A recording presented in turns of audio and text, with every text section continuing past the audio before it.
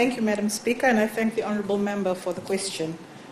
I assume that when the Honourable Member refers to mining licenses, he means the recent mining lease that was issued in relation to Tuvatu by the Honourable PM.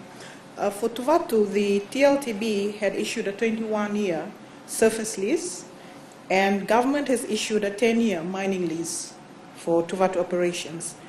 These leases were issued after the carrying out of due diligence by both authorities in terms of, for example, technical expertise, financial capability, landowner interests, and of course, environmental sustainability of the project. All these factors, due diligence was done to ensure that the interests of not only the investors but also the landowners were protected.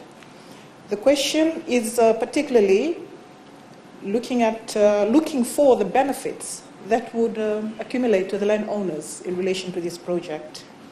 The surface lease premium payable for Tuvatu is $1 million. That will be paid in 2 tranches, $700,000 upon the grant of the surface lease, which has already been granted, and $300,000 upon the first gold production.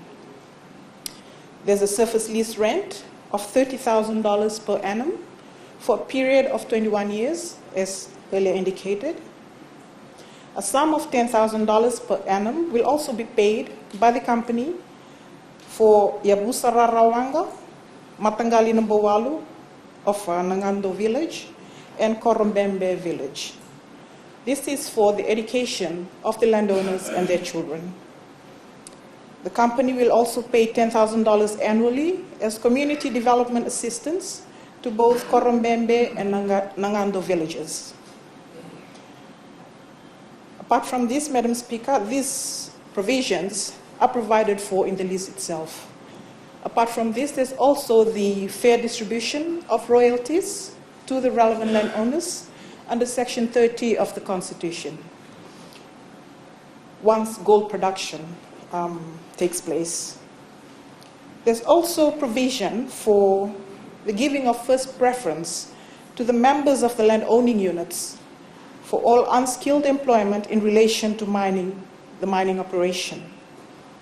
The company will also use its best endeavors to promote training of members of the land-owning unit who are employed in all aspects of mining operation in connection with mining and the ancillary operations.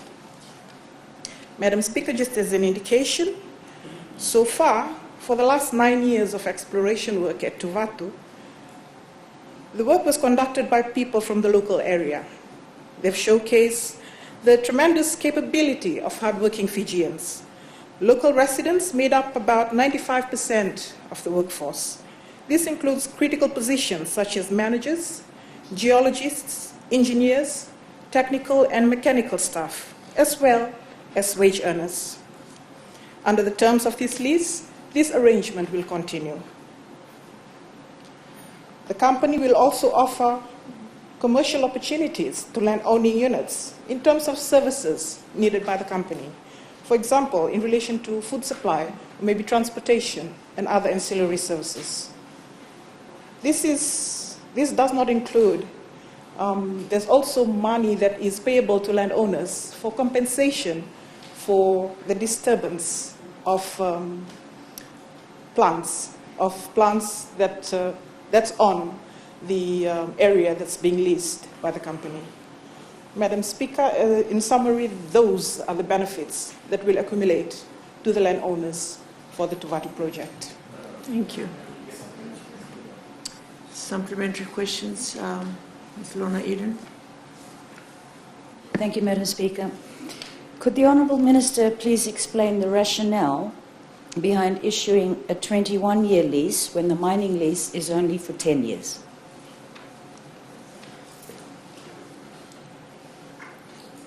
Thank you, Madam Speaker. As indicated, the surface lease is for 21 years.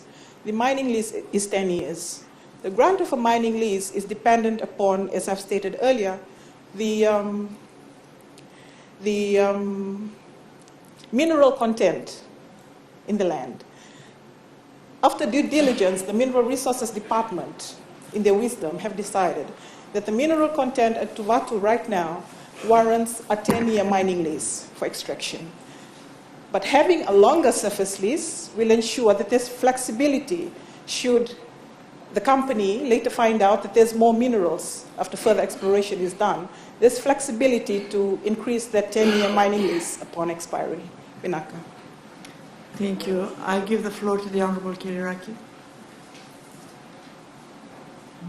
Thank you, Madam Speaker.